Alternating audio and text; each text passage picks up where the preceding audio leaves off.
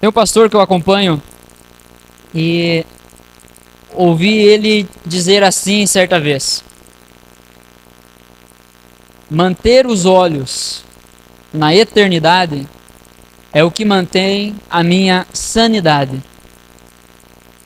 Se a gente olhar para essa vida apenas como um fim em si mesmo, a gente acaba enlouquecendo. A verdade é que Cristo traz sentido para as nossas vidas, traz sentido para a nossa existência. E sim, Ele está vivo. E é por isso que nós estamos reunidos aqui, para celebrarmos aquilo que Cristo fez em nossas vidas. E para isso, eu quero meditar com você na Escritura, na Palavra de Deus. Eu gostaria que você abrisse a sua Bíblia mais uma vez no Evangelho de Lucas. Lucas, capítulo 24.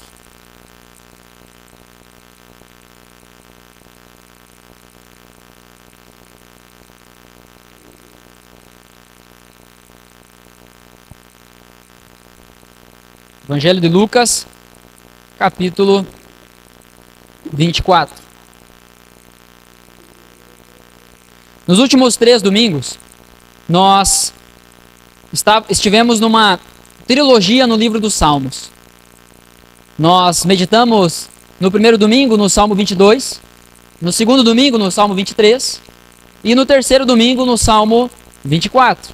E hoje nós vamos encerrar esse assunto da Páscoa, pensando tematicamente na Páscoa, com Lucas 24. Você se lembra sobre o que foi o Salmo 22? Sobre a cruz. No Salmo 22 nós temos a descrição de forma profética do rei Davi, olhando para frente, olhando para o futuro e descrevendo o sacrifício de Jesus Cristo na cruz por nós. No Salmo 23, sobre o que era? O cajado. Nós falamos sobre o bom pastor e as suas ovelhas, sobre o cuidado do bom pastor com as suas ovelhas. Mais uma vez, Davi fala sobre a sua realidade de vida, mas de forma profética, o Espírito Santo leva Davi a falar sobre aquilo que o bom pastor, que Jesus vai se apresentar como bom pastor em João 10, Davi então fala sobre o bom pastor que dá a vida pelas suas ovelhas, que conhece as suas ovelhas, que se importa com as suas ovelhas e busca as suas ovelhas. E aí no domingo passado, no Salmo 24, sobre o que era? Mas vocês estão 10. Para não dizer 11, assim, ó. Vocês estão muito bem. Tá certo que aqueles que não lembravam pegaram carona naqueles que lembravam, né?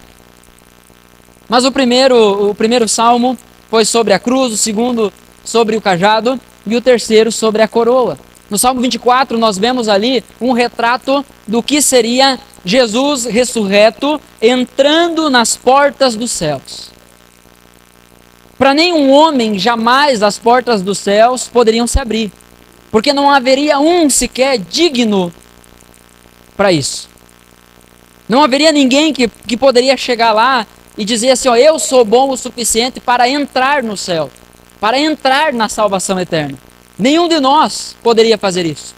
Mas Jesus, o homem perfeito que viveu, que foi tentado, mas em nada pecou, morreu em nosso lugar, levou a culpa pelos nossos pecados, e quando ressuscitou e voltou aos céus, as portas do céu se rendem a Ele, se abrem a Ele. E é a respeito disso que Hebreus 10 vai falar. Jesus, como nosso sumo sacerdote, Ele abriu um novo e vivo caminho. Esse caminho que Jesus inaugurou até o céu, esse é o caminho que agora nós somos chamados a trilhar também. Esse caminho que nós devemos trilhar também, na segurança de que aquele que começou a boa obra em nós vai completar. Amados, hoje nós falaremos não de um texto do Antigo Testamento, mas especificamente de um texto que trata sobre a ressurreição de Jesus. A Páscoa é isso. A Páscoa significa passagem é a passagem da morte para a vida.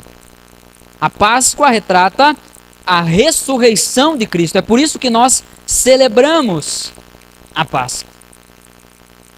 Eu gostaria de ler com você o texto. Desde domingo pregando Salmo, né? Lucas 24, a partir do verso 13. Acompanha comigo, por favor. Luiz, pode botar aí, por favor, o título do sermão já? O slide está na área de trabalho.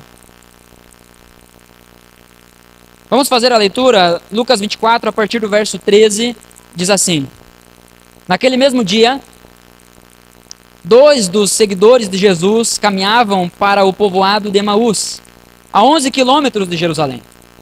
No caminho, falavam a respeito de tudo o que havia acontecido. Enquanto conversavam e discutiam, o próprio Jesus se aproximou e começou a andar com eles.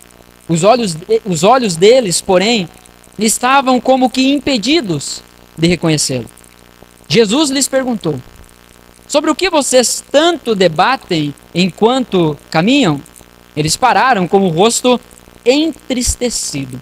Então um deles, chamado Cleopas, respondeu: você deve ser a única pessoa em Jerusalém que não sabe das coisas que aconteceram lá nos últimos dias. Que coisas? Perguntou Jesus. As coisas que aconteceram com Jesus de Nazaré, responderam eles. Ele era um profeta de palavras e ações poderosas aos olhos de Deus e de todo o povo. Mas os principais sacerdotes e outros líderes religiosos o entregaram para que fosse condenado à morte e o crucificaram. Tínhamos esperança de que ele fosse aquele que resgataria Israel. Isso tudo aconteceu há 3 dias. Algumas mulheres de nosso grupo foram até o seu túmulo hoje bem cedo e voltaram contando uma história surpreendente. Disseram que o corpo havia sumido e que viram anjos que lhe disseram que Jesus está vivo. Alguns homens de nosso grupo correram até lá para ver. E de fato, tudo estava como as mulheres disseram, mas não o viram. Então Jesus lhes disse: como vocês são tolos! Como custam a entender o que os profetas registraram nas Escrituras? Não percebem que era necessário que o Cristo sofresse essas coisas antes de entrar em sua glória? Então, Jesus os conduziu por todos os escritos de Moisés e dos profetas, explicando o que as Escrituras diziam a respeito dele. Aproximando-se de Emaús, o destino deles, Jesus fez como quem seguiria a viagem. Mas eles insistiram: fique conosco esta noite, pois já é tarde. E Jesus foi para casa com eles. Quando estavam à mesa, ele tomou o pão, o abençoou, depois partiu e lhes deu. Então os olhos deles foram abertos e o reconheceram. Nesse momento, ele desapareceu. Disseram um ao outro: não ardia o nosso coração quando ele falava conosco no caminho e nos explicava as Escrituras?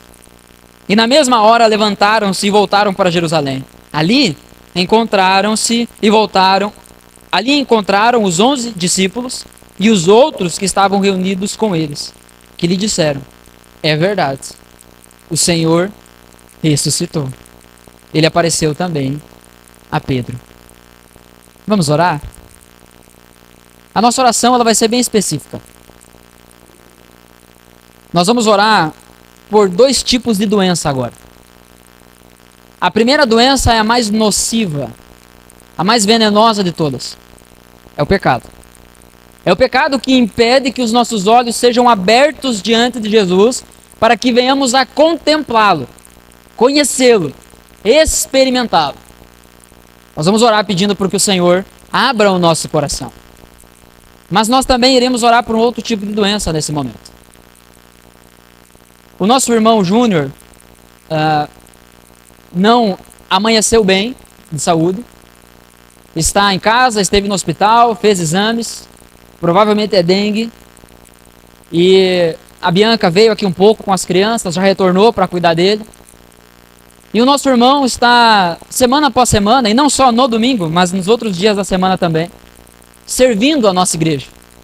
Servindo a você. E eu gostaria de orar nesse momento por ele.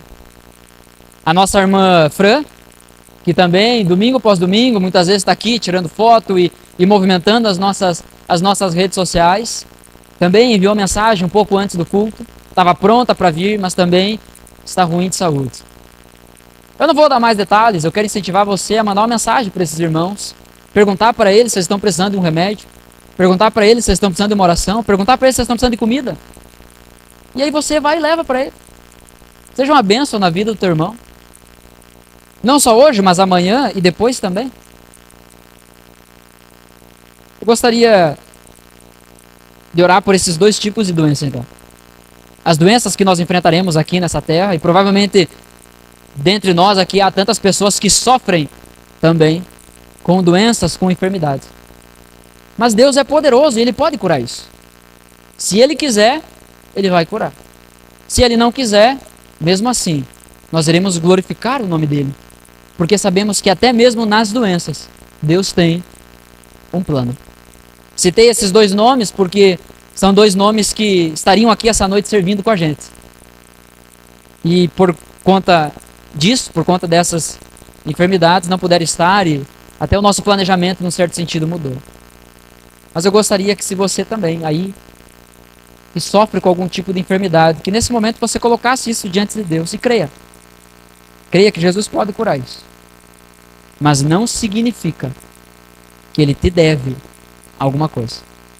É bem provável que através das nossas enfermidades, Deus tem algo para tratar no nosso coração. E aí o problema é da primeira doença, que é muito mais grave. Vamos orar? Feche seus olhos. Pai, em nome de Jesus, obrigado por essa noite, obrigado pela sua graça, obrigado, ó Deus, porque a chuva não veio ainda. Nós pedimos que o Senhor continue segurando ela mais um tempo. Pedimos, ó Deus, que o Senhor fale aos nossos corações e nos vença essa noite, em nome de Jesus. Que a doença que acomete todo o coração humano, o pecado que nos aprisiona muitas vezes, seja derrotado em nome de Jesus. Que o Teu Espírito Santo ilumine o nosso entendimento, que o Teu Espírito Santo aqueça os nossos corações, que possamos, ó Deus, essa noite ver ao Senhor, reconhecer ao Senhor e dobrar os nossos corações diante de Ti. Colocamos também, ó Deus, a vida do Júnior, a vida da Fran. Pedimos, ó Deus, que o Senhor coloque a Tua mão sobre a vida dos nossos irmãos e cure eles. Restaure a saúde deles, Pai, em nome de Jesus. Da mesma forma, nós aqui que sofremos também com tantas dores, com tantos problemas na nossa saúde, eu creio, ó Deus, que o Senhor pode curar. O Senhor já fez isso tantas vezes. Em nosso meio, nos dias de hoje, o Senhor já fez isso tantas vezes. Nós não podemos cometer a loucura de não crer que o Senhor pode continuar fazendo. Mas em nome de Jesus, que seja feita a Tua vontade e não a nossa. Às vezes, é justamente de um problema na nossa vida que nós estamos precisando, para parar e Te ouvir. Trata o nosso coração, Senhor. Fala ao nosso coração. Em nome de Jesus. Essa é a nossa oração. Amém. Amém. Eu tenho dito nas últimas semanas que as boas histórias, elas possuem normalmente dois aspectos: espanto e encanto. As boas histórias sempre se desenrolam dessa forma. Para o final feliz ser de fato feliz, é preciso que a jornada dos personagens seja complicada, seja recheada de desafios. É assim nos filmes, é assim nas séries, é assim nas novelas. Eu lembro da época que eu era criança, morava com a minha tia é muito noveleira.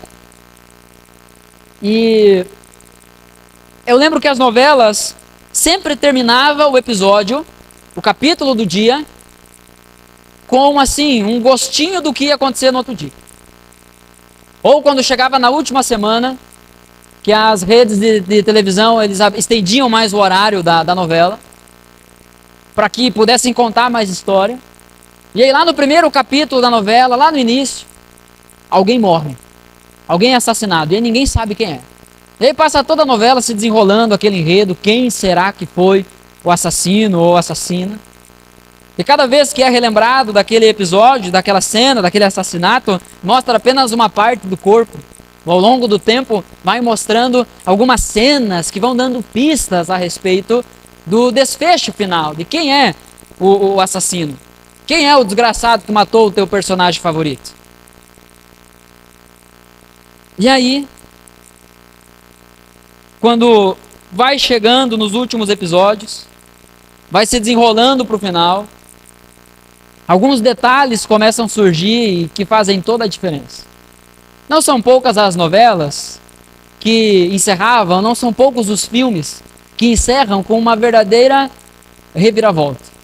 Onde o mocinho do início se torna o vilão do final, ou vice-versa. Aquele que era tido como um vilão no início se torna o mocinho no final. No fim das contas, a dramaturgia conta sempre com elementos surpresa para nos cativar, para nos prender.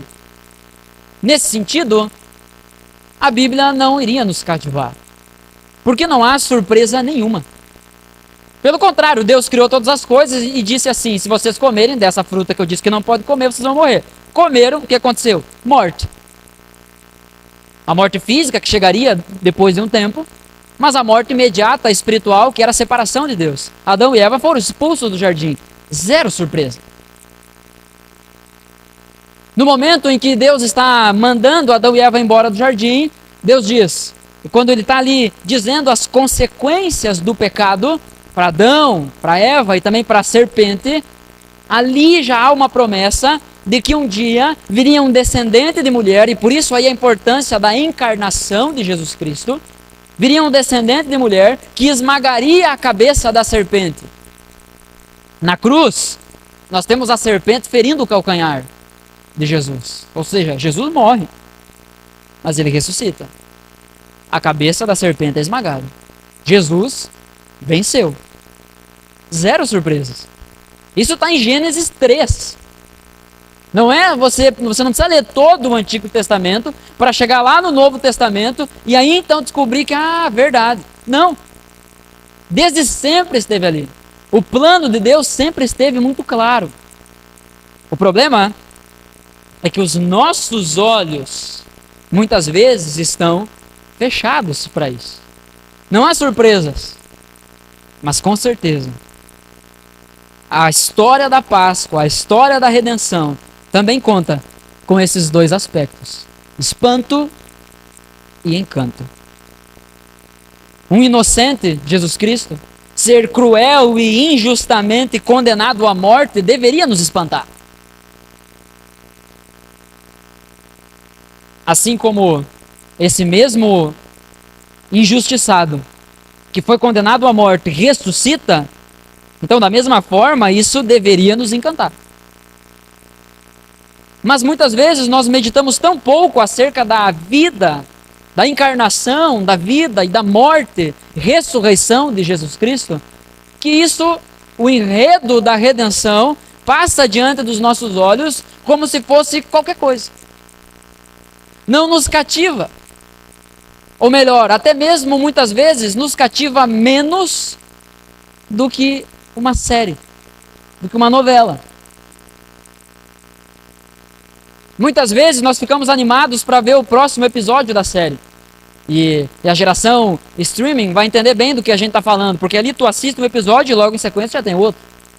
Eu, pelo menos, sou assim. Quando eu e minha esposa nós vamos escolher uma série para assistir, se a série tem uma temporada, eu não gosto de assistir. Porque eu gosto de histórias longas. Então a gente assiste aquilo ali, daí termina e não tem mais nada. Aí a gente fica naquela, né? Quem gosta de série sabe o que eu estou falando. Fica naquela, e agora? O que eu vou fazer? Vai ler a Bíblia, né? Vai ler a Bíblia, vai orar. Não é errado, gente, a gente assistir série. Não é errado a gente consumir a arte que a graça comum deixou para nós. Deus deu isso para a gente consumir e fazer isso de forma pura. Fazer isso de forma santa. E é nesse momento que tem alguns metidão legalista que diz assim, não, eu não assisto série. Eu não gosto de TV, novela. Mas aí você se envolve com outras coisas. A questão não é essa. A questão não é se você gosta de assistir TV ou não. A questão é, aonde está o encanto da sua vida? O que causa encanto? O que traz maravilha para a sua vida? A história da Páscoa tem isso. É espantoso que Jesus tenha morrido. É espantoso, como diz o apóstolo Pedro, em Atos capítulo 2, vocês mataram o autor da vida. É espantoso que aquele que sempre estendeu as mãos para curar, para sarar, para ajudar, para abraçar, agora tem os seus braços estendidos para ser furados. É espantoso isso, que o autor da vida tenha morrido. Pois bem, morreu de fato, mas ressuscitou. A sexta-feira é dia de luto, é dia de trevas. Jesus Cristo morreu. O sábado, o dia que se segue, é um dia de silêncio. Não há movimento. O túmulo permanece fechado, está fechado e em silêncio. Mas o domingo grita de alegria. Jesus Cristo venceu a morte. E isso muda tudo. A morte não venceu o nosso Senhor e isso muda tudo. É um simples detalhe que muda tudo. Porque, como o texto que a Rebeca leu, citando aqui 1 Coríntios 15, é um texto incrível. Foi 1 Coríntios 15 que tu citou? Não lembro. Mas 1 Coríntios 15 fala sobre a ressurreição de Cristo e fala também sobre a esperança que nós temos de ressuscitar com Cristo. E o apóstolo Paulo ali, ensinando a esse respeito, ele vai dizer que se Jesus Cristo não ressuscitou dos mortos, vã é a nossa fé. Irmãos, se não é verdade aquilo que nós cantamos, que Ele vive, tudo isso aqui é em vão. Tudo isso aqui é inútil. Tudo isso aqui foi só cumilança, ajuntamento, e não vai mudar em nada a nossa vida. Pelo menos não a nossa vida eterna. Se Jesus Cristo não ressuscitou dos mortos, então não há ressurreição. Então não existe ressurreição. Então todos aqueles que creram em Cristo e morreram crendo em Cristo estão eternamente perdidos, porque não há ressurreição. Há apenas uma condenação. Mas Jesus Cristo ressuscitou. É interessante que o detalhe que muda tudo está lá em Lucas 24, no texto que nós lemos no início.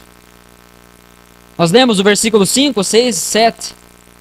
E o detalhe é que não adianta você procurar dentre os mortos aquele que está vivo. Não adianta você ir procurar alguém que não está mais naquele lugar. Da mesma forma que não adianta você viver, levar a sua vida, trabalhar, viver a sua agenda, a sua correria, né? Porque hoje em dia tu vai falar com alguém e pergunta como é que tu tá. Não o que tu tá fazendo, como é que tu tá. A pessoa já responde o que ela tá fazendo. Isso quando não diz já na hora, na correria. E eu sou um desses. Todos nós vivemos assim.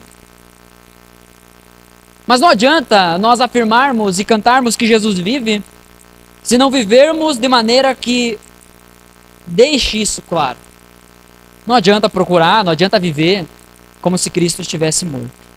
Nesse texto em questão, em Lucas capítulo 24, a partir do versículo 13, o relato que nós lemos no início, nós vemos Jesus indo ao encontro de dois discípulos que não faziam parte dos 11. Judas tinha se matado, após ter entregue Jesus, após ter traído Jesus. Então sobrou 11. E nesse relato nós vamos ver que quando fala sobre os 11, vai trazer ali uma letra maiúscula no início, os 11, para se referir àquele grupo de apóstolos que permaneceram depois ali ainda seguidores e discípulos que se tornam depois os apóstolos. Mas esses 2 discípulos que Jesus encontra aqui no caminho não faziam parte desses 11. Jesus encontra eles e caminha uma longa distância com eles. E nós veremos a partir desse texto, de Lucas 24, como essa caminhada afetou a vida desses homens. É consenso entre nós que a vida cristã é uma caminhada. A vida cristã não é um tiro curto. Provavelmente, se você tem algum tempo de igreja, você já ouviu essa ilustração. A vida cristã não é uma corrida de 100 metros, é uma maratona.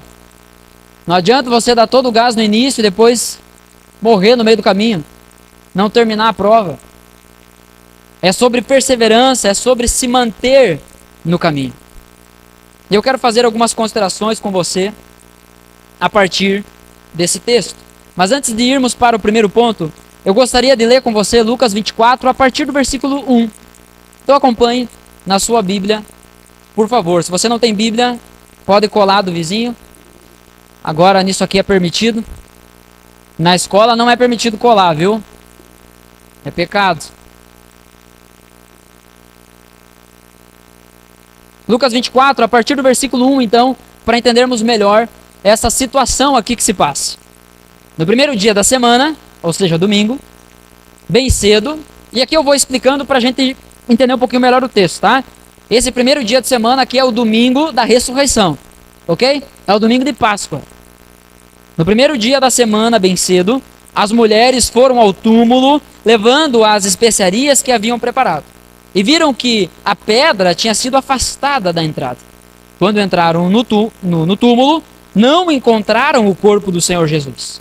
Enquanto estavam ali, perplexas, 2 homens apareceram vestidos com mantos resplandecentes. Eram 2 anjos. As mulheres ficaram amedrontadas e se curvaram com o rosto em terra. Então os homens, os anjos, perguntaram: por que vocês procuram entre os mortos aquele que vive? Ele não está aqui, ressuscitou. Lembre-se do que ele lhes disse na Galileia. É necessário que o Filho do Homem seja traído e entregue nas mãos dos pecadores, seja crucificado e ressuscite no 3º dia. Então, olha só, Jesus já tinha ensinado isso para essas pessoas. Por isso a pergunta dos anjos: por que vocês vieram aqui? Lembrem-se do que ele já tinha dito. Versículo 8 segue. Então, lembraram-se dessas palavras de Jesus e, voltando do túmulo, voltaram a contar aos 11 discípulos e a todos os outros o que havia acontecido. Maria Madalena, Joana, Maria, mãe de Tiago, e as outras mulheres que as acompanhavam relataram tudo aos apóstolos. Eu acho interessante o fato dessa revelação da ressurreição de Jesus Cristo ter sido dada primeiro às mulheres. Porque de forma geral, pelo menos lá em casa é assim, a minha esposa é melhor contando história do que eu. Quando a gente vai falar, dar notícia, contar alguma coisa, eu ignoro a maior parte dos detalhes. Mas a minha esposa, como ela é muito visual, ela quase que desenha na frente da pessoa. É interessante o fato de Jesus ter revelado a sua ressurreição primeiro às mulheres. E é importante a gente frisar isso, porque há muitas pessoas desinformadas, para não dizer mal intencionadas, que afirmam que o evangelho, de alguma maneira, ele não se importa com as mulheres, ou até mesmo trata as mulheres como se fossem pessoas inferiores. Isso não é verdade. Pelo contrário, Deus fez até as mulheres mais bonitas do que os homens. Todo homem que tem uma mulher bonita do lado é um presente de Deus. A mulher sempre é mais bonita do que o homem. Deus fez primeiro o homem, depois disso, vamos dar uma melhorada. Fez a mulher. E não estou nem falando sobre física, tá? Beleza física. Mas Deus olhou para o homem e disse assim, ó, não é bom que tu esteja só. Eu vou fazer algo para melhorar. E ele fez a mulher. Então assim, é sem cabimento, é sem fundamento nenhum alguém dizer que o evangelho não se importa ou de alguma forma trata como inferior as mulheres. Pelo contrário, Jesus Cristo tratou com dignidade as mulheres de uma época em que as pessoas, os homens, a comunidade, a sociedade não tratava com dignidade. Então, certamente, isso não é verdade. Versículo 11 segue. Para eles, porém, a história pareceu absurda e não acreditaram nelas. Então, não acreditaram naquilo que as mulheres tinham contado. Versículo 12 diz: mas Pedro se levantou e correu até o túmulo. Abaixando-se, olhou atentamente para dentro e viu os panos de linho vazios. Então voltou para casa, admirado com o que havia acontecido. Então ele comprovou que o corpo de Jesus não estava lá. E aí Lucas muda aqui o cenário e começa a contar a história da caminhada rumo a Emaús. E eu quero destacar aqui cinco pontos de como essa caminhada afetou a vida desses dois discípulos. O primeiro ponto: os olhos foram abertos. No versículo 16 do nosso texto, Lucas 24, no versículo 16, nós vemos os discípulos, esses dois discípulos, eles estavam como que impedidos de reconhecer quem Jesus era. Mesmo Jesus estando ali diante deles, eles estavam com os olhos impedidos de reconhecer a Jesus. E aí eu não sei o que acontece aqui, se havia alguma coisa nos olhos deles, o que é muito improvável. Mas o que eu acredito é que o próprio Jesus impediu que eles enxergassem, impediu que eles reconhecessem. Os olhos desses dois homens estavam obscurecidos, estavam fechados pelos acontecimentos que tinham acontecido, os acontecimentos que tinham acontecido, né? Os fatos que rodeavam eles. Ao olhar deles, no julgamento deles, havia sido colocado um ponto final no projeto que eles tinham dedicado à vida. Eles acreditavam que Jesus seria o libertador de Israel. Talvez até estavam torcendo para que Jesus iniciasse uma revolução política, uma guerra contra o Império Romano para libertar o povo. Mas a verdade é que Jesus veio fazer outra coisa. Mas nós percebemos que, mediante a exposição da palavra, Jesus acompanha esses dois discípulos, não somente no caminho para Emaús, mas num caminho para o coração.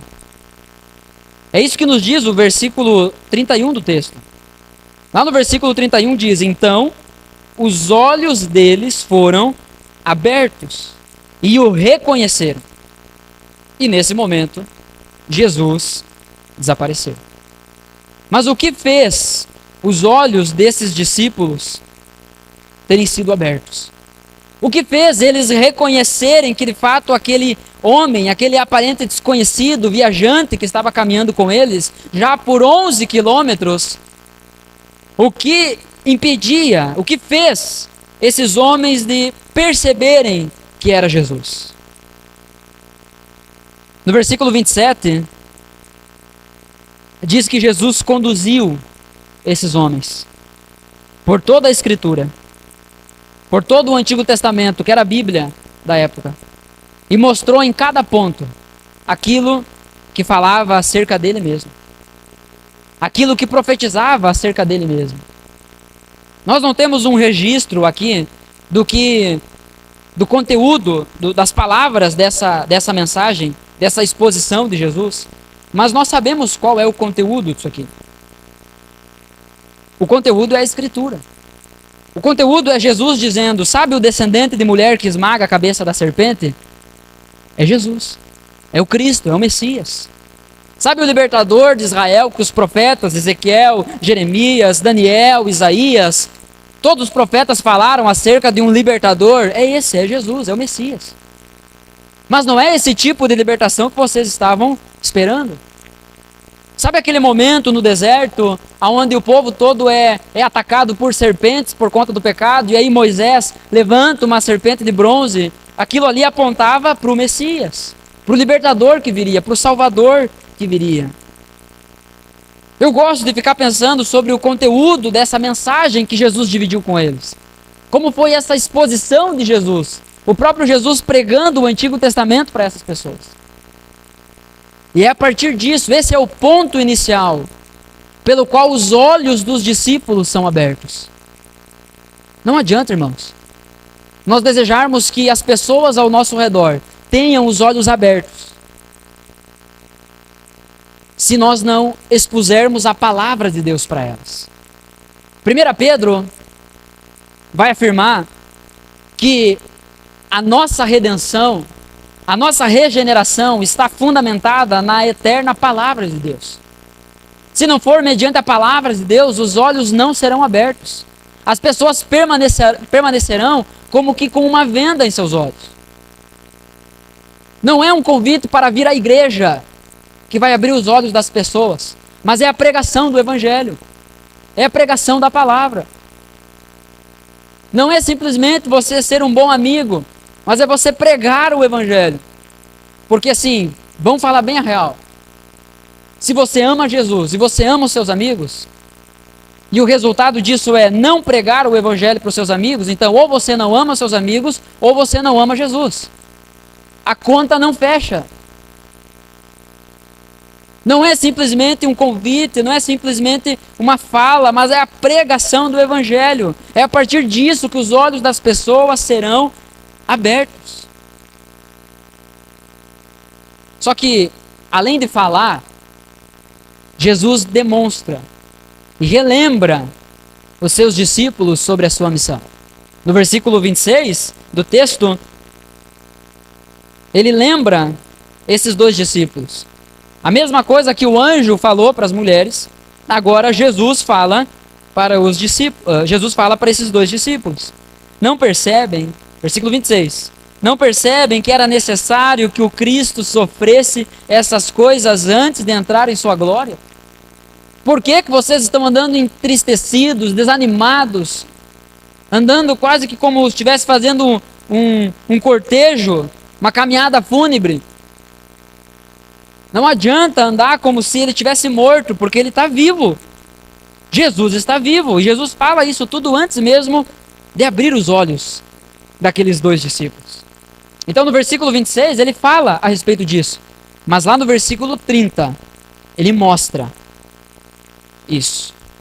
O versículo 30 diz, quando estavam à mesa, então Jesus entra na cidade, depois de caminhar 11 quilômetros com aqueles dois discípulos, Jesus entra na cidade, vai para a casa deles, e quando eles estão à mesa, Jesus faz algo que era marcante.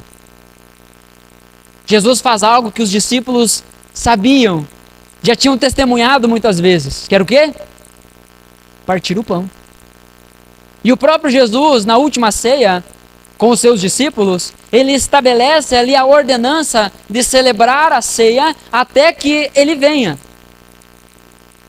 E não fazer isso apenas como um rito, mas fazer isso como um memorial, como uma lembrança viva da obra de Cristo.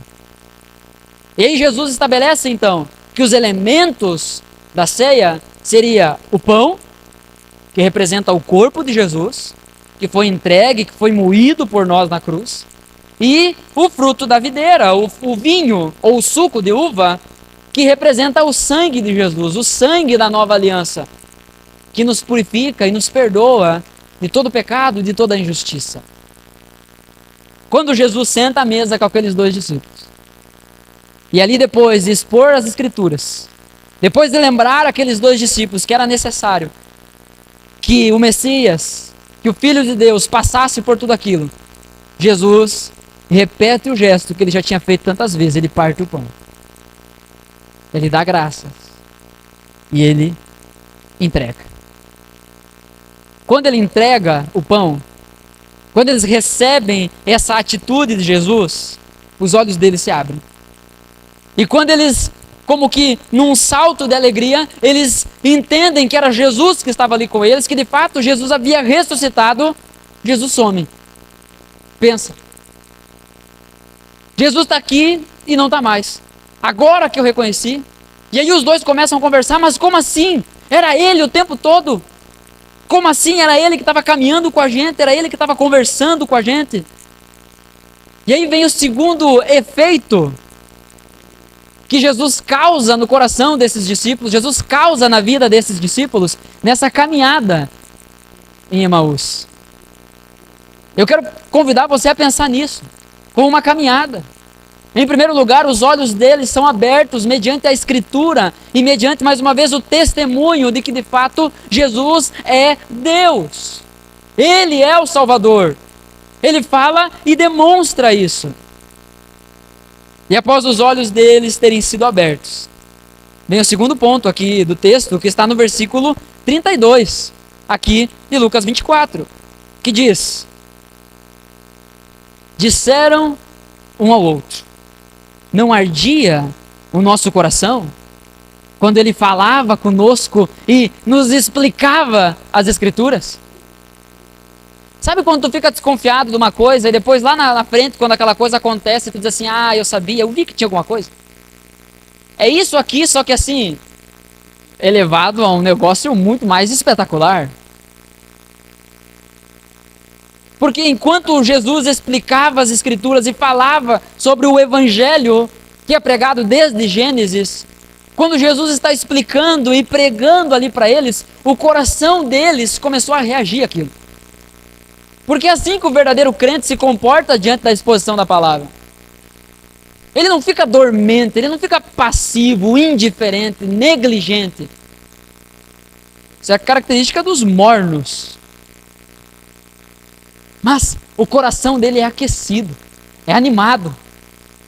É como alguém que senta para comer um prato de comida e é uma comida muito apetitosa, é uma comida que te ganha já pelos olhos, sabe, pelo cheiro. E aí você come, fecha os olhos e diz assim, que coisa boa.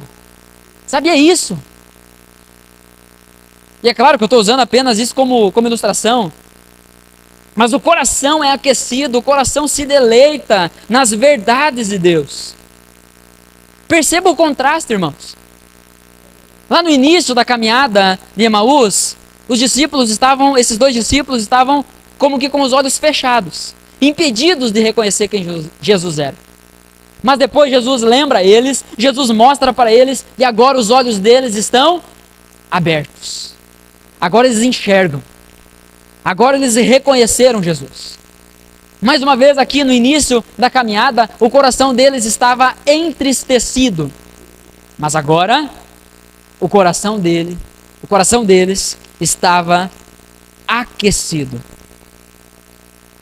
É verdade, eles tinham explicação para isso. O coração daqueles homens estava profundamente tristes. Eles estavam chateados. E você deve conhecer bem esse sentimento. Certamente você também já sentiu-se desapontado com alguma coisa. Algo que você colocou esperança, algo que você colocou expectativa. Se bem que nós não estamos falando sobre qualquer tipo de desapontamento aqui. Porque esses homens tinham a esperança de que seriam libertos do domínio do Império Romano. É o que diz lá o versículo 21. Pelo menos é o que dá a entender. Porque eles dizem assim, nós tínhamos esperança. Então, se tínhamos é porque não temos mais. Tínhamos esperança de que ele seria o libertador de Israel. Em outro lugar, enquanto Jesus ainda não tinha passado pela cruz, os discípulos de Jesus perguntam, é nesse momento que o Senhor vai restaurar o reino de Israel? Por quê? Porque eles estavam nessa expectativa de uma libertação política, de uma libertação terrena. É agora que nós vamos juntar os crentes aqui, ó. O chefe dos crentes está aqui, Jesus. Ele vai na frente, vai nos liderar e nós vamos botar o Império Romano abaixo. E aí Jesus vai e diz, ame o seu próximo. Ame também o seu inimigo. aquele que te deu um tapa na face direita, ofereça também a esquerda. Se roubarem e se pedirem a túnica, dê também a capa. Se pedirem para você caminhar 1 milha, caminha 2. É um tipo de revolução completamente diferente. Havia uma esperança, havia uma expectativa na vida daquelas pessoas, e eles tinham abandonado tudo, muitos deles, inclusive esses que não moravam em Jerusalém, mas tinham ido até Jesus, estavam seguindo Jesus. Muitas vezes nós também somos assim, é ou não é verdade?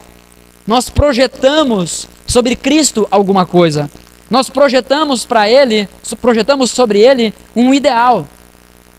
Um tipo de casamento, um tipo de família, um tipo de saúde, seja física, seja mental. E ficamos desapontados quando Ele não atende nossas expectativas. Muitas vezes nós chegamos até Jesus com os olhos fechados. Nossos olhos ainda não foram abertos pela Escritura. E é por isso que os nossos corações não são aquecidos mediante a exposição da palavra. É através da Escritura, irmãos, que a beleza de Cristo é desvendada diante de nós. Caso contrário, teremos diante de nós um Jesus pobre, um Jesus desprovido de beleza. E eu não estou falando de beleza física. Não estou indo contra a profecia de Isaías, afirmando que não havia beleza nele, não havia nada que atraísse. Que beleza é essa que o profeta Isaías está falando? É essa beleza que o mundo corre atrás. Bens, vitória, tudo acontecendo da forma correta, pelo menos dentro daquilo que a gente gosta de planejar. Mas é somente através das Escrituras que a beleza, que a verdadeira beleza de Cristo será desvendada diante de nós. É pela Bíblia que veremos a perfeição dos seus planos. E aí então, os nossos corações são aquecidos e aí reconhecemos quem Ele é. Reconhecemos quem Jesus é. Essa caminhada com Jesus certamente vai aquecer os nossos corações. Primeiro, olhos abertos. Segundo, corações aquecidos. Terceiro passo dessa caminhada, no versículo 33, na parte A, nós temos pés redirecionados. Olha o que diz lá o versículo 33. Na mesma hora, levantaram-se e voltaram para Jerusalém. Qual foi a distância que esses dois discípulos percorreram? Quanto? 11 quilômetros. Se você veio hoje de carro para a igreja, e vamos supor assim que você demorou 10 minutos para chegar aqui. Isso se você mora longe. Você demorou 10 minutos de carro para chegar aqui. Aí você chegou aqui e você percebeu que você esqueceu sua Bíblia. Aí você pensa assim, tá, mas eu não vou voltar. De carro. 10 minutos. De carro, com ar-condicionado. Mas eu não vou voltar. Agora esses camaradas. Eles caminharam 11 quilômetros. Eles sentaram, eles comeram. Olham um para a cara do outro assim, era Jesus? Era, vamos voltar. Mais 11 quilômetros. Que é isso, gente? Você percebe como não importa o tanto que eu já caminhei, mas o fato de Jesus ter se revelado a mim faz com que eu agora trilhe um outro caminho? Não importa a distância que eu já percorri. No versículo 13 nos é dada essa informação. Os discípulos estavam se afastando cada vez mais de Jerusalém. Eles percorrem 11 quilômetros, chegam em Emaús. O próprio Jesus já tinha falado sobre isso, você se lembra? Que ele afirma que quando o pastor das ovelhas fosse ferido, as ovelhas se dispersariam. E é o que acontece. Jesus morre em Jerusalém, porém fora da cidade para cumprir uma profecia, e as ovelhas se dispersam. Esses dois, no caso, voltam para a casa deles, vão para Emaús. Porém, quando esses homens entenderam que de fato Jesus Cristo havia ressuscitado, o caminho deles mudou. Antes, Eles estavam indo para longe de Jerusalém. Agora, retornam para Jerusalém. Não importou a distância. Não importou se era 11, se era 12. Irmão, sinceramente, se fosse 30, eu acredito que também não importaria. Eles voltaram. Mas por quê? Por que retornaram? Por que tão prontamente retornaram? E aí vem o próximo passo dessa nossa caminhada. Que é o ponto 4, ainda no versículo 33, diz assim: ali, então em Jerusalém, levantaram-se e voltaram. Ali encontraram os 11 discípulos e os outros que estavam reunidos com eles.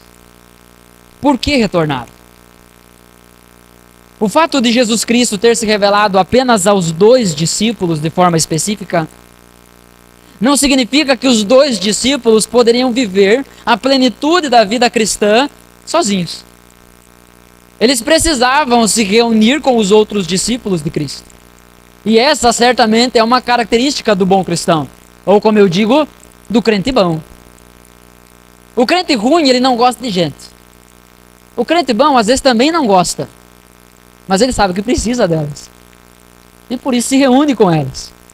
Porque não existe jeito melhor de tratar as nossas vidas do que através de gente. Principalmente daquelas que não são iguais a você. É fácil você se relacionar com alguém que é igual a você, que pensa igual a você. Que tudo que você diz vai dizer amém. E ainda vai elogiar o que você está dizendo. Por quê? Porque ela está pensando também. Na verdade, às vezes tu pensa, me elogiou porque eu sou bom. Não. Ela só te elogiou porque ela pensou, olha como eu sou bom, pensei a mesma coisa que ele. Então nem é para ti o elogio.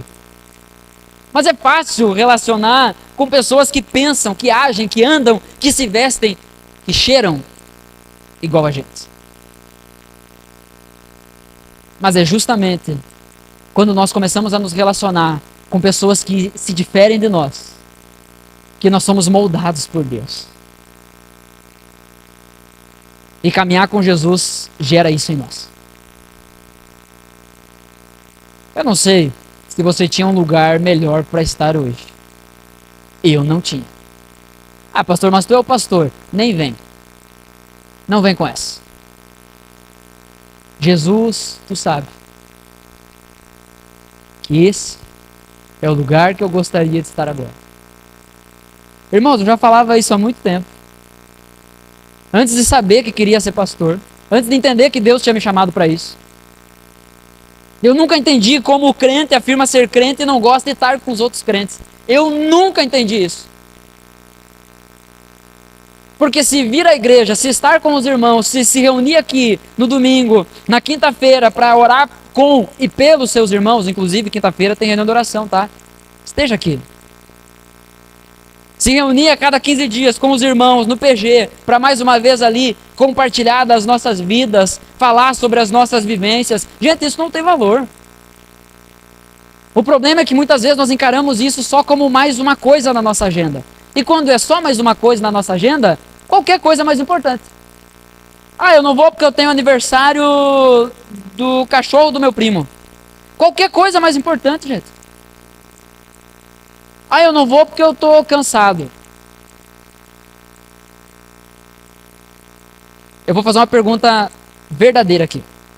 E eu gostaria que você respondesse de uma maneira verdadeira também. Tem algum membro da igreja que veio para o culto hoje cansado? Levanta a mão. Engraçado, né? Conforme os uns vão levantando, os outros vão levantando também, né? Mas vieram, né? Se arrependeram? Se arrependeu, Vanessa? Assim, se a gente não cansar pelas coisas de Deus, nós vamos cansar pelas outras coisas. Se a gente não zelar pelas coisas de Deus, nós iremos com toda certeza zelar pelas outras coisas. Então esteja junto com os seus irmãos. Não despreze isso, não torne qualquer outra coisa mais importante do que estar aqui. No versículo 28 do texto, nós vemos que Emaús era o destino daqueles dois. Mas quando eles entenderam o que estava acontecendo, o destino deles agora era o lugar de reunião com seus irmãos. Antes eu estava indo para Emaús, ficar lá na minha casa sozinho, aliás, afinal, Jesus morreu, acabou, vou ficar sozinho. Mas se Jesus ressuscitou, não faz sentido eu ficar aqui. Eu vou me juntar com os meus irmãos, porque é lá aonde eu devo estar. Irmãos, a ressurreição de Cristo nos liga, nos conecta. Precisamos andar juntos e nos alegrarmos com isso. É isso que diz Atos 2. Lá no finalzinho, quase do capítulo, vai falar sobre como viviam os crentes, como viviam os convertidos ali após a ascensão de Jesus, a volta de Jesus para o céu. E dizia que eles viviam unidos. E com o coração alegre, com profunda verdade e sinceridade, eles louvavam a Deus. Eles se reuniam no templo, se reuniam nas casas. E essa verdade, essa alegria que eles viviam, contagiava as pessoas. E as pessoas começavam a ter curiosidade. Mas o que aquele cara tem que eu não tenho? Como é que pode? O camarada bate o carro num dia, manda arrumar, fura o pneu no outro, remenda, vai andar de bicicleta para esparecer, cai, vai caminhar para relaxar, machuca o joelho, e o cara está sempre alegre. E aí eu não estou falando daquela alegria de bobo da corte, ficar só dando risada, mas uma alegria do coração, sabe?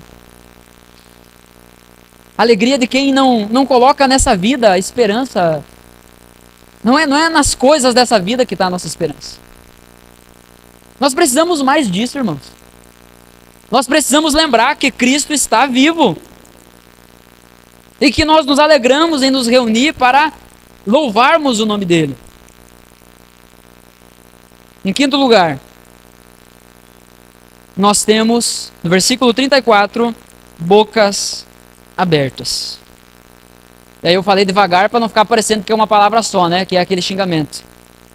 Mas eu gostaria que você, se você está anotando, você já pegou. Mas eu gostaria que você percebesse, que você atentasse para cada ponto do sermão. Olhos abertos. Corações aquecidos. Pés redirecionados. Pessoas, ou se eu colocasse aqui corpos, ia ficar meio estranho, né? Então, pessoas reunidas. E por fim, bocas abertas. Gente, isso é algo profundamente visível. A ressurreição de Cristo não é um negócio que fica aqui, sabe, eu estou sentindo uma coisinha aqui dentro do meu coração. Não. Afeta os nossos olhos, afeta o nosso coração, os nossos pés, as companhias que a gente tem e também influencia na nossa boca. Olha o que diz o versículo 34. Quando eles encontram, então chegam em Jerusalém e encontram os outros discípulos dizem para eles, provavelmente como resposta daquilo que eles já tinham dito: é verdade, o Senhor ressuscitou e apareceu também a Pedro. Perceba que no versículo 18 desse texto, nós vemos um discípulo que é chamado pelo nome Cleopas. Ele está ali murmurando a respeito do acontecimento em Jerusalém.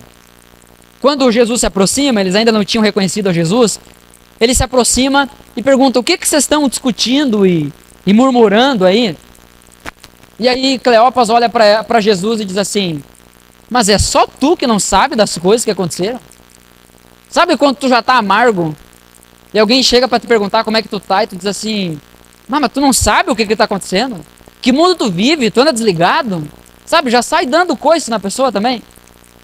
Tentando até validar a tua dor.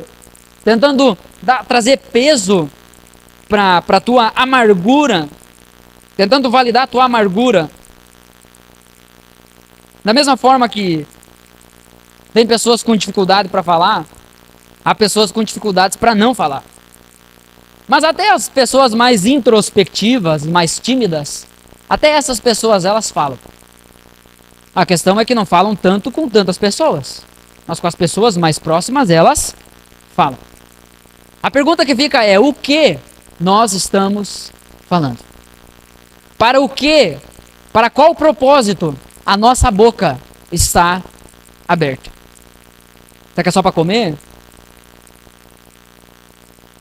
Como assim esse viajante não sabia da desesperança que tomou conta do coração daqueles homens? Como assim aquele viajante não sabia de tudo esse movimento, essa função toda que tinha acontecido em Jerusalém? Muitas vezes nós, para evitar falarmos e meditarmos sobre as situações da nossa vida, nós também adotamos essa postura. Nós achamos que ninguém nos entende. Quando Jesus continua perguntando para eles, a postura dos discípulos é: a gente tinha esperança, mas ele morreu, ele está morto. Alguém amargurado, pessoas amarguradas com aquela situação. Mas depois da revelação de que Cristo estava vivo, esses dois homens encontram os 11 e juntos, as bocas abertas, não murmuram mais, mas proclamam: é verdade, o Senhor ressuscitou. Diante disso, portanto, para você ouvir e praticar,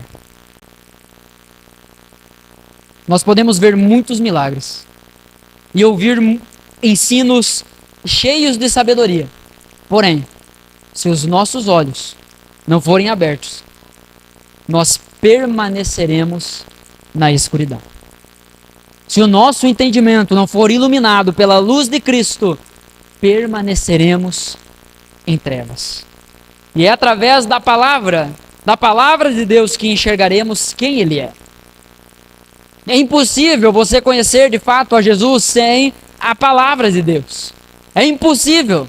E eu quero dar ênfase aqui de forma intencional. É impossível você conhecer a Deus sem a palavra de Deus, sem o meio pelo qual Ele decidiu revelar-se a nós. Gente, não é possível que o povo de Deus despreze a palavra de Deus. Não é possível que você tenha tempo para assistir pelo menos 4 vídeos do Instagram no dia e não tenha tempo de ler um capítulo da Escritura. Porque não é falta de tempo, é falta de prioridade. Não, mas eu estou cansado e eu vou ver aqui o Instagram agora para eu relaxar. Que afronta! O lugar de descanso deveria justamente ser diante de Deus, na presença de Deus, buscando a Deus. Mas nós buscamos relaxar em outros lugares. Não, eu relaxo trabalhando. Eu relaxo fazendo qualquer outro tipo de lazer. E a Escritura fica em segundo plano. É através da palavra de Deus apenas que nós enxergaremos quem Jesus é. Quando nossos olhos são abertos, nós contemplamos o Cristo ressurreto, vitorioso, glorioso. E aí então, nós somos levados ao encanto. Aí então, nós nos encantamos com quem Ele é. O problema é que o Jesus que muitas vezes nós temos acesso é um Jesus pobre, eu reconheço.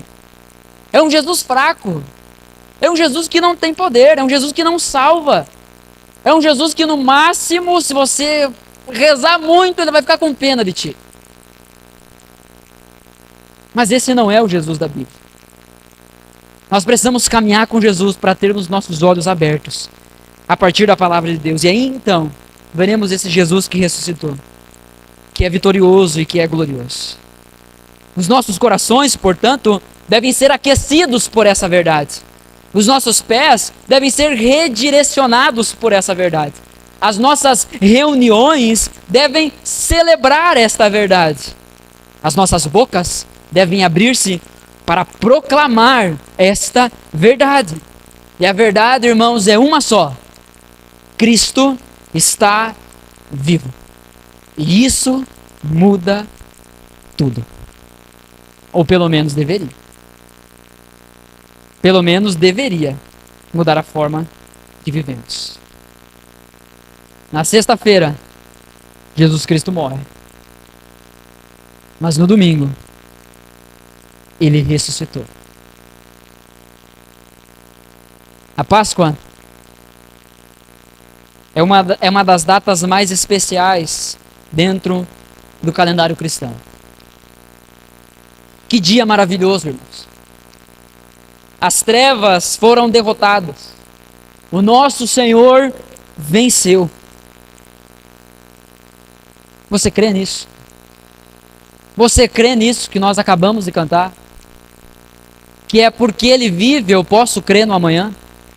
É porque Ele vive que a minha vida não é mais a mesma? É porque Ele vive e porque eu creio nisso que a minha vida deixou de ser amarga, deixou de ser amargurada. É porque Ele vive que não há temor, mas há esperança para o dia de amanhã. Irmãos, a ressurreição de Jesus mudou tudo. E até hoje, ela continua mudando vidas. E vai continuar mudando muitas e muitas e muitas vidas. As trevas, o pecado, o diabo jamais irá prevalecer. A morte não vencerá. O pecado não será para sempre, pois Cristo está vivo. Ainda que você não experimente uma cura que você tanto procura aqui nessa terra, um dia você será curado. E será curado para sempre. Sabe por quê? Porque Jesus ressuscitou. E a pergunta que eu te faço agora é: você reconhece Ele? Você reconhece quem é esse Jesus?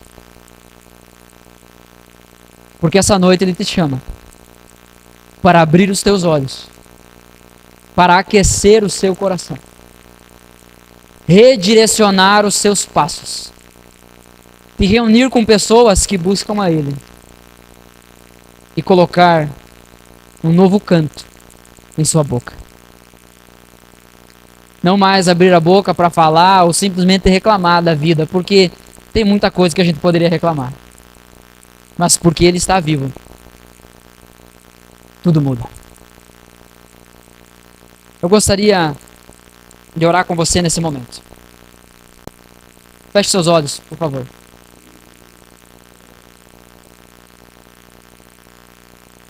Nós iremos celebrar a ceia do Senhor nesse momento. A ceia do Senhor é uma ordenança deixada por Jesus. E a instrução acerca da ceia do Senhor é clara. Cada um examine-se a si mesmo. Mas a verdade é que nem nos nossos próprios exames nós podemos confiar. Nós precisamos que Deus sonde o nosso coração. Nós precisamos que o Espírito Santo nos mostre se nós reconhecemos quem é Jesus. Eu quero dizer que Deus não trouxe você essa noite aqui à toa. Você não veio aqui só para comer. Mas essa noite, o Jesus da verdadeira Páscoa está te chamando para um relacionamento mais profundo, para um relacionamento de verdade.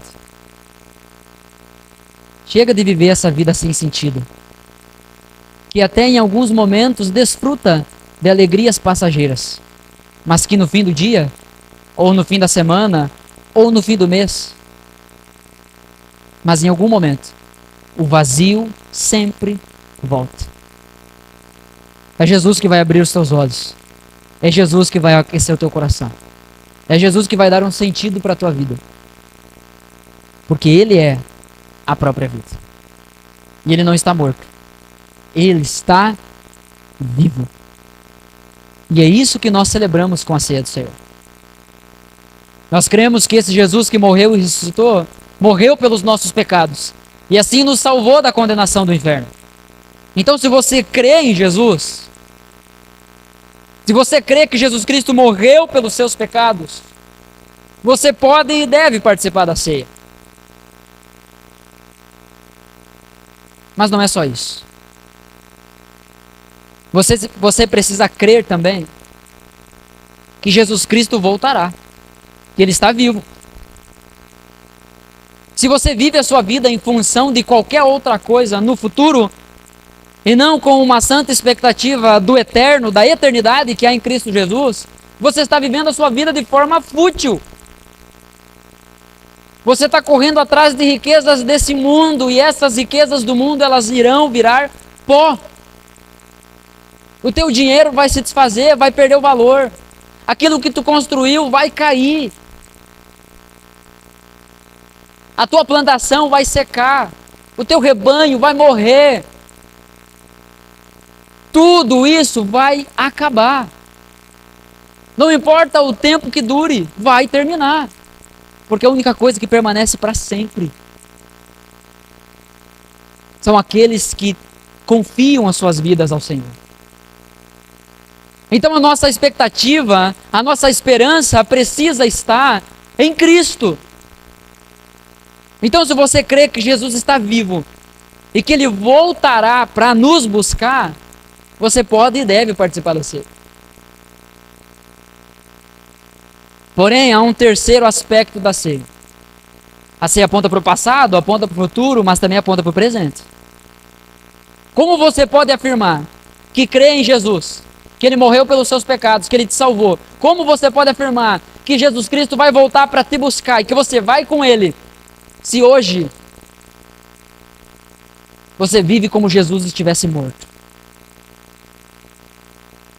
Então o meu convite nesse momento é que você arrependa-se dos seus pecados. Coloque o seu coração diante do Senhor e diga: Senhor, me perdoe. Me perdoe porque eu sou falho. Eu sou fraco.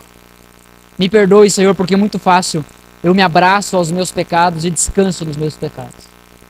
Talvez essa seja a oração que você deve fazer.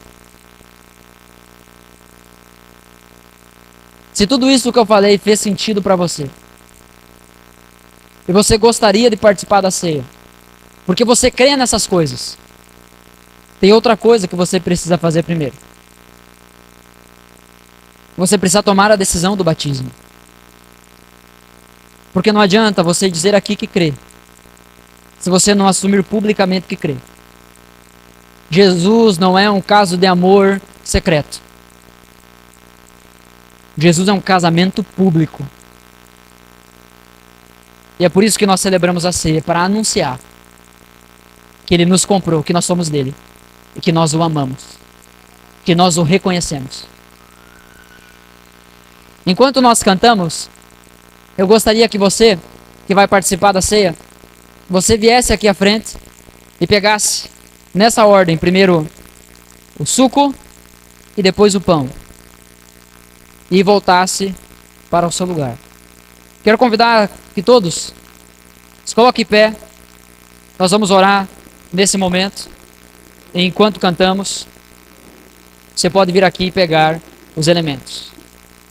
Feche seus olhos mais uma vez. Pai, em nome de Jesus, obrigado pela Tua palavra. Obrigado pela Tua rica, profunda, eficaz, reveladora palavra. Obrigado, Senhor, porque apesar de mim, e não por causa de mim, mas apesar de mim, a Tua palavra foi pregada. E apesar de mim, o Teu Espírito Santo hoje está renovando vidas e trazendo vida. Muito obrigado por isso. Eu peço em nome de Jesus que possamos prosseguir nesse caminho. Peço em nome de Jesus que o Senhor abra os nossos olhos, que o Senhor ilumine nosso entendimento, que o nosso coração seja aquecido, os nossos pés redirecionados, que as nossas reuniões sejam ressignificadas, que a nossa boca seja aberta para adorar o Senhor, para proclamar das Tuas verdades, das Tuas grandezas, da Tua beleza, Senhor. Em nome de Jesus. Muito obrigado pelo sacrifício que o Senhor fez na cruz por nós. Que nesse momento possamos ser levados à fé de que nenhum pecado é maior do que o Teu sacrifício na cruz. Então, se porventura há algum irmão meu aqui essa noite que está lutando e tem perdido para algum pecado, que o Senhor gere arrependimento no coração dele e gere fé de que o Senhor irá conduzi-lo num caminho de restauração e de vitória contra o pecado. Muito obrigado, porque o Senhor é o nosso ajudador, o nosso conselheiro, o nosso auxiliador, o nosso encorajador. Ao celebrar a ceia, Senhor, nós queremos afirmar que sim, nós reconhecemos quem Tu é. Nós sabemos quem é o Senhor. E por isso, nós iremos cantar com alegria e com paixão, porque o Senhor está vivo. Em nome de Jesus. Amém.